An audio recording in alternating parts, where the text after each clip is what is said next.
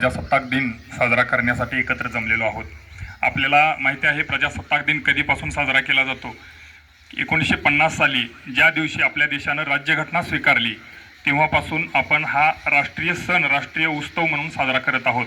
15 August 1947 रोजी आपला भारत स्वतंत्र झाला। इंग्रजांच्या पारतंत्र्यातून आपण मुक्त झालो।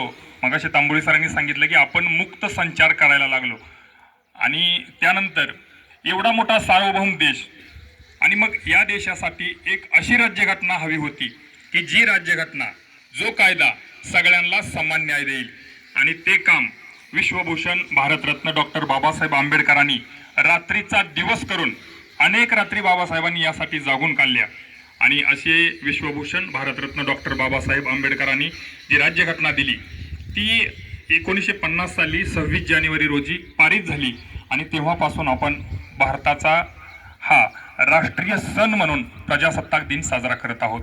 मित्रांनो, कार्यक्रम बराच लांबलेला आहे आणि माईक आणि माझं इतकं जिव्हाळ्याचं नातं आहे। माझ्या हातात माईक आल्यावर तसा तासभर खाली पडत नाही, पण मी इतका वेळ आता घेणार नाही। मित्रांनो, विठ्ठलवाडी म्हणजे माझ्यासाठी नेहमी एक आकर्षण राहिलेलं आहे, माझ्यासाठी एक औत्सुक्याचा विषय राहिलेला आहे आणि आता माझी मुलं पण इथं विठ्ठलवाडीलाच आहेत। मी फिरताना बाहेर माझे मित्र मला विचारतात की मुलं 10वीला कुठं आहेत? पुण्याला आहेत, सांगलीला आहेत, लातूरला आहेत की अजून कुठं आहेत? मी सांगतो विठ्ठलवाडीला आहेत।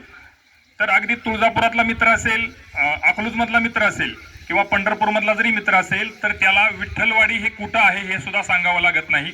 एवढी चांगली ओळख शैक्षणिक क्षेत्रामध्ये आणि सर्व क्षेत्रामध्ये विठ्ठलवाडीने निर्माण केलेली आहे। विठ्ठलवाडीत आज अनेक अधिकारी घडत आहेत, म्हणजे राज्य पातळीवर राज्याच्या कानाकोपऱ्यात अनेक मोठमोठे अधिकारी विठ्ठलवाडीने घडवले आहेत आणि त्याचा जो पाया आहे हा पाया प्राथमिक शाळेनंतर या हायस्कूलनं निर्माण केलेला आहे। म्हणजे आपण आता भाषणं ऐकली, अनेक विद्यार्थ्यांनी चित्रकला या ठिकाणी चित्रकलेचं पण चांगलं प्रदर्शन भरवलेलं आहे। अगदी सुंदर चित्र काढलेली आहेत, म्हणजे कुठल्या चित्राची निवड करावी असा प्रश्न पडावा एवढी सुंदर चित्र काढलेली आहेत। खऱ्या अर्थानं मध्यंतरी कोरोना येऊन गेला आणि कोरोनामध्ये जवळजवळ 2-3 वर्ष शाळा सगळ्या थांबलेलं होतं, सगळी शिक्षण व्यवस्था थांबलेली होती। खऱ्या अर्थानं त्यानंतर असं होतं, मला वाटतं 6वीतली मुलं डायरेक्ट 8वीतच आली, म्हणजे 5वीत जी शाळा बंद झाली ती थेट 8वीत आली। आता पालकांसमोर प्रश्न होता की आमची मुलं पुढं करणार काय? पण हे जे आव्हान होतं, हे आमच्या समोर आव्हान होतं, हे आव्हान विठ्ठलवाडीच्या सर्व शिक्षक स्टॉपनं लिहिलं पेललं आणि खऱ्या अर्थानं आम्ही 2-3 वर्षाचा गॅप सुद्धा आमच्या प्रयत्नाच्या जोरावर, आमच्या जिद्दीच्या आणि चिकाटीच्या जोरावर भरून काढू शकतो, हे त्यांनी सिद्ध केलं। त्याबद्दल मला मुख्याध्यापक, त्यांचे सर्व सहकारी यांचं मनापासून अभिनंदन करायचं आहे आणि आभारही मानायचं आहे। आज आमच्या प्रतीकनं मला सांगितलं की सूत्रसंचालन मी करणार आहे आणि तुम्ही कार्यक्रमाला या आणि खऱ्या अर्थानं लेकराचं कौतुक पाहण्यासाठी मी आवर्जून या ठिकाणी आलेलो आहे। आयत्या वेळेला आपण सर्वांनी जो मला मान दिला, सन्मान दिला, त्याबद्दलही मी आपले आभार मानतो। फार कार्यक्रम लांबवणं हे योग्य नाही, तरी बी एक गोष्ट मला सांगावीशी वाटते की मगाशी एका विद्यार्थिनीचा 5वा 4था नंबर पुकारल्यानंतर काही विद्यार्थ्यांनी हसल्या, पण मित्रांनो असं आयुष्यात कधीच करायचं नसतं। म्हणजे 5वा जरी क्रमांक आला तरी उलट तिच्या पाठीवर तुम्ही शब्बासकीची थाप द्यायला पाहिजे होती। तुम्ही असं म्हणायला पाहिजे की खरोखर तुझा 5वा नंबर आला, अजून थोडा प्रयत्न केला असता तर तुझा 3रा नंबर आला असता। खरंच तुझा 5वा क्रमांक आला आणि तुला मंचावर बक्षीस घेताना बघितल्यानंतर आमचा ऊर भरून आला असं म्हणून आपण आपल्या सहकार्याचं अभिनंदन करायला पाहिजे, त्याचं आत्मबल वाढवायला पाहिजे। मित्रांनो, एक छोटीशी गोष्ट एका मिनिटामध्ये सांगतो। नेपोलियन बोनापार्ट नावाचा एक राजा होता आणि ह्या राजाचं घोषवाक्य होतं, अशक्य हा शब्दच माझ्या शब्दकोशात नाही, हे त्या राजाचं घोषवाक्य होतं। हा राजा एकदा शेजारच्या राज्यावर स्वारी करण्यासाठी निघाला असताना तुडुंब भरलेली नदी वाहत होती आणि नदीमध्ये आपलं सगळं सैनिक नावेमध्ये सगळं सैनिक बसवलं आणि हा नेपोलियन पलीकडच्या किनाऱ्यावर गेला। पलीकडच्या किनाऱ्यावर गेल्यानंतर पलीकडच्या किनाऱ्यावर जिथं नाव थांबली, नावेतून उतरत असताना नदीच्या किनाऱ्यावरल्या चिखलातून पाय निसरून नेपोलियन सपकर्ण पोटावर पडला आणि सगळं त्याचं अंग चिखलानं माखलं गेलं। त्यावेळेला नेपोलियनच्या सैन्यामध्ये जो मार्गदर्शक होता, जो विद्वान होता, त्यानं नेपोलियनला सांगितलं की राजा, आता आपण लढाईला जायला नको, कारण या जमिनीवर पाय ठेवल्याबरोबर आपल्याला अपशकुन झालाय आणि आपण ही लढाई जिंकणार नाही, तर ही लढाई पराभूत होणार आहे असं त्या मार्गदर्शकानं सांगितल्यानंतर नेपोलियन त्यांना सांगतो, सगळ्या सैनिकांना सांगतो, असा विचार करू नका. असं काहीही घडलेलं नाही. उलट इथं आल्याबरोबर, या जमिनीवर पाय ठेवल्याबरोबर या धरतीनं मला आलिंगन दिलंय आणि माझ्या कानात सांगितलंय, नेपोलियन मी तुझं स्वागत करत आहे. या भूमीचा सम्राट झालेला, या भूमीचा राजा झालेला मला माझ्या डोळ्यानं पाहायचाय आणि मी तुझं स्वागत करत आहे. जा, तुझा विजय निश्चित आहे. हे सांगण्यासाठी जमिनीनं मला घट्ट धरलं होतं.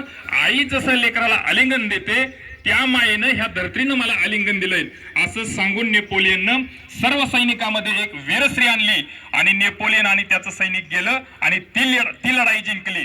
तेव्हा मित्रांनो, इथून पुढे अशा अनेक लढाया येतील. म्हणजे फक्त पुस्तकी ज्ञानानं आपण मोठं होणार नाही. कोणामध्ये चित्रकलेचा गुण असेल, मगाशी सरांनी सांगितलं, आपल्या माढा तालुक्यातील दारपळचा आमचे एक मित्र आहेत रत्नदीप बारबोले, त्यांची चित्र युरोप पर्यंत गेलेत, लंडन पर्यंत त्यांची चित्राची प्रदर्शनं लागलेत. कलकत्त्याला जागतिक चित्र परिषदेमध्ये त्यांचं एक चित्र, भारतीय सुंदरीचं एक चित्र 3.5 लाख रुपयाला गेलंय. म्हणजे आज कलेक्टर सुद्धा 3.5 लाख रुपये पगार घेत नाही. म्हणजे कलेचा सुद्धा, कलेच्या क्षेत्रातून सुद्धा तुम्ही फार मोठी झेप घेऊ शकता. आपल्याला माहित असेल, सचिन तेंडुलकर 10वी नापास आहेत, पण त्यांच्या क्षेत्रात ते प्रोफेसर आहेत. तसं ज्या क्षेत्रात जाल त्या क्षेत्रातला प्रोफेसर व्हा, मास्टर व्हा. द्राक्षबाग फवारा, पण द्राक्षातला मास्टर व्हा. द्राक्ष शेतीतले विश्वासराव कचरे व्हा, द्राक्ष शेतीतले दादासाहेब बोडके व्हा. ज्या क्षेत्रात जाल त्या क्षेत्रातले बॉस माणूस व्हा. आणि खरोखर ती जी पायरी आहे, ती पायरी तुम्ही आता ज्या वयात आहात त्याच वयातली ती पायरी आहे. मला आठवतं, मी 2रीत 3रीत असताना मी एकदा असंच शाळेत भाषण केलं होतं आणि आमच्या गावातले संदीपनाबा बोबडे यांनी मला 1 रुपया त्या काळात बक्षीस दिलं होतं. मला वाटतं त्या काळात बायकांना 5 रुपये मजुरी मिळत होती. त्या काळात त्यांनी मला 1 रुपया हे बक्षीस दिलं होतं आणि ते 1 रुपयाचं बक्षीस मी शाळेपासून घरापर्यंत असा हात उंचावून घेऊन गेलो होतो आणि मी कितीतरी दिवस तो 1 रुपया सांभाळून ठेवला होता. आणि म्हणून इतर सहकार्याला सुद्धा सांगायचं आहे, तुमचा जवळचा एखादा मित्र चांगला बोलत असेल तर त्याचं कौतुक करा. तू फार चांगला बोलतो. त्याला काही युट्यूबच्या चांगल्या बोलणाऱ्यांच्या लिंक पाठवा, त्याला चांगली पुस्तकं वाचायला द्या आणि त्याला तुम्ही विचारा, ह्या आठवड्यात तू काय वाचलं. अशा पद्धतीनं एकमेकाला सपोर्ट करा आणि पुढं जा. हे गाव पुढं जाणाऱ्यांचं, पुढं नेणाऱ्यांचं गाव आहे आणि म्हणून पुढं जाण्याचा, पुढं नेण्याचा हा वारसा तुम्हीही चालवा. आयत्या वेळेला येऊन आपण मला या ठिकाणी बोलण्याची संधी दिली. या ठिकाणी बक्षीस वितरणाचा कार्यक्रमामध्येही आपण मला सहभागी करून घेतलं आणि खऱ्या अर्थानं एका चांगल्या स्टेजवर, चांगल्या मंचावर बोलण्याची मला संधी मिळाली. त्याबद्दल संधी ज्यांनी दिली त्या सर्वांचं मी आभार मानतो आणि मी माझं भाषण थांबवतो. जय हिंद, जय महाराष्ट्र.